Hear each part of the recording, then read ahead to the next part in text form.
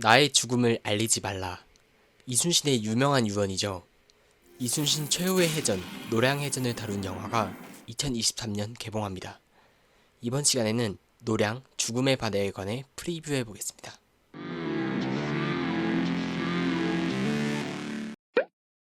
우선 노량해전이 무엇인지부터 짚고 가야 할 것 같습니다. 노량해전은 1598년 11월 18일에서 19일 사이에 벌어진 해전입니다. 임진왜란 최후의 전투고 이순신 장군이 전사하는 마지막 대첩입니다. 배경을 살펴보면 당시 일본군은 도요토미 히데요시의 사망 이후 퇴각을 준비하고 있었죠. 조명연합군은 남해안 등지의 외성들을 공격하며 일본군을 압박하고 있었습니다.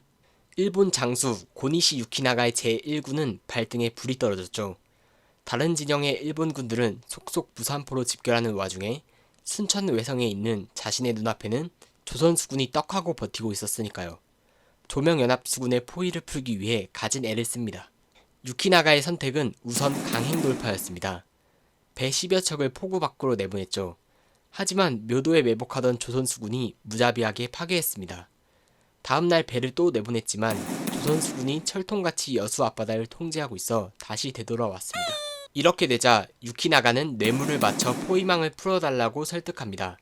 이순신의 조선수군에는 씨알도 안 먹힐 테니 명나라에게 유화책을 쓰죠. 당시 명나라 수군을 이끌던 진린에게 찾아가 전리품과 음식을 주며 회유했습니다. 그 모습을 보던 이순신은 얼마나 답답했을까요? 당시 지원군 입장으로 찾아온 명군의 입장을 무시할 수는 없었습니다. 그렇다고 일본군이 무사히 퇴각하게끔 놔둘 수도 없었죠. 7년 동안 고국의 땅을 유린한 침략자들이 아무런 대가도 치르지 않고 자신의 땅으로 돌아간다니 얼마나 통분한 일인가요? 그런데 11월 14일 노량해전 4일 전에 일이 터졌습니다. 결국 명군이 일본의 연락선을 순순히 보내준 것이죠.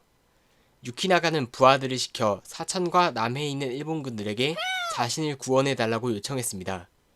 구원군이 오면 양쪽에서 조명연합군을 공격해 포위하는 전략이었죠. 당시 사천 외성에는 시마즈 요시히로가 주둔하고 있었는데 그는 직접 300여 척의 대선단을 꾸려 출발합니다. 이순신은 연락선이 빠져나갔다는 소식을 듣고는 적의 구원군이 이곳에 들이닥칠 것이라고 직감했습니다. 이 와중에 진린이 일본군의 뇌물을 받고는 포위를 풀자고 이순신에게 제안했습니다. 이순신은 이렇게 말했습니다. 대장된 사람이 화친을 말해서는 안 된다. 이 원수들을 결코 놓아줄 수 없다고 말이죠.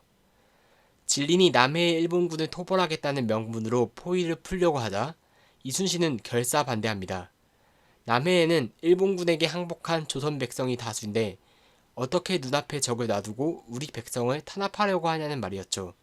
이순신은 진린에게 일본군의 전략에 대해서도 설파했습니다. 지금 일본군은 양면으로 우리를 치기 위해 오고 있다. 그러니 적의 구원군을 막아야만 양면으로 포위되는 일을 막을 수 있다고 말입니다. 이순신의 진심 어린 설득에 진린 역시 수군을 이끌고 구원군을 저지하기로 했습니다. 11월 17일 순천 외성에 봉화가 울렸습니다. 남해와 사천의 일본군에게 보내는 신호였죠. 조명연합수군은 전투준비 태세를 갖추며 적들을 기다렸습니다. 18일 밤 조명연합수군은 노량으로 출정합니다. 사천의 일본군이 순천으로 오려면 가장 빠른 길목인 노량을 거쳐야 했기 때문이죠. 길목의 끝에서 대기하고 있다가 들이치는 작전이었습니다. 아쉽게도 노량해전의 전개 과정에 대한 자세한 기록은 남아있지 않습니다. 치열한 접전 끝에 일본군을 괴멸시켰지만 조명연합수군도 큰 피해를 입었죠. 특히 이순신 장군이 적의 탄환을 맞아 순국하는 안타까운 일이 벌어졌습니다. 전개 과정에 대해서는 나중에 따로 다뤄보겠습니다. 지금까지 노량해전의 배경에 대해 살펴봤는데요. 서론이 조금 길었습니다. 이제는 영화로 돌아와서 김한민 감독이 어떻게 노량, 죽음의 바다라는 영화를 그려낼지 추측해보겠습니다.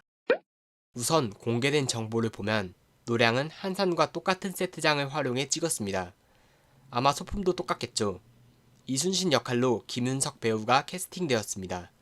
김 배우는 타짜, 전우치, 도둑들, 남한산성, 1987, 모가디슈 등 많은 영화에서 훌륭한 연기력을 드러냈죠. 이번에는 어떤 느낌의 이순신을 보여줄까요?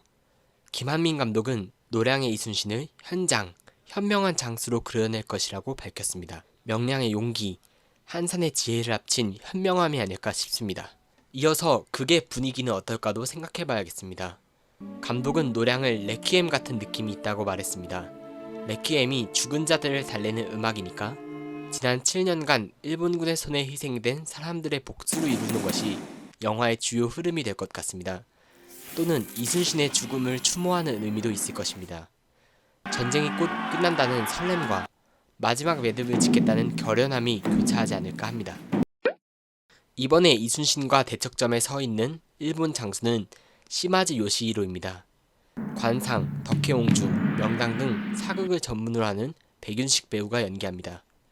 관록 있는 일본 장수의 모습을 보여줄 것 같습니다. 여담으로 이번 영화에는 와키자카 야스하루가 안 나왔으면 좋겠네요.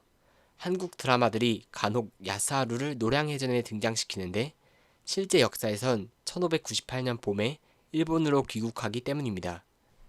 다음으로 명군 도독 진린과 부총병 등자룡이 등장합니다. 진린 역할에 웰컴 투 동막골, 신기전에 등장한 정재영 배우입니다. 등자룡 역할에는 실미도와 모가디슈에서 노련한 연기를 펼친 허준호 배우가 캐스팅되었죠. 명량과 한산에서 배우들이 일본어 연기가 어색하다는 평가가 많았는데요. 노량은 그에 더하여 중국어 연기까지 신경 쓸 필요가 있어 보입니다. 그 외에 여진구, 추석태, 안성봉, 최덕문, 정재우 등의 배우가 나오는데 배역은 밝혀지지 않았네요. 아직 배역은 밝혀지지 않았는데 이번 노량에도 준사가 등장한다고 합니다. 노량에선 어떤 활약을 펼칠지 기대됩니다. 참고로 실제 노량해전의 준사는 참전하지 않았습니다. 명량해전 때 기록에만 남아있죠. 이제 마지막으로 뇌피셜 추측이랑 기대를 말씀드릴까 합니다. 우선 노량도 명량이나 한산과 비슷한 플롯을 가질 것으로 보입니다. 전반부는 전투의 배경을 보여주는 여러 사극들과 첩보전, 전략 수립으로 구성하고 후반부는 해전에 집중하는 것이죠. 사실 사극은 하이라이트를 마지막에 배치할 수밖에 없는 것 같아요. 그럼에도 이번에 좀 다르게 플롯을 구성할 수도 있지 않을까 싶습니다. 아무튼 노량은 명량과 한산의 장점을 합칠 기회이기도 합니다. 백병전을 통해 명량의 이순신이 보여주었던 카리스마를 다시 재현할 수 있고요. 한산처럼 심판은 좀 빼고 첩보전과 해전에 집중할 수 있습니다. 이순신의 죽음을 어떻게 묘사할지가 관건입니다. 많은 관객들이 불멸의 이순신 등 사극에서 이미 이순신의 죽음을 경험한 바 있습니다. 관객들에게 새로운 감동을 줄 수 있는 세심한 연출이 필요하죠. 지금까지 노량, 죽음의 바다에 대해 프리뷰해보았습니다. 빠르면 2023년 초에 개봉할 것으로 보입니다. 저희 채널은 계속해서 저번 부산 포해전 영상 이후 이순신의 해전들을 다루면서 노량해전까지 쭉 해보겠습니다. 봐주셔서 감사합니다. 구독과 좋아요 부탁드립니다.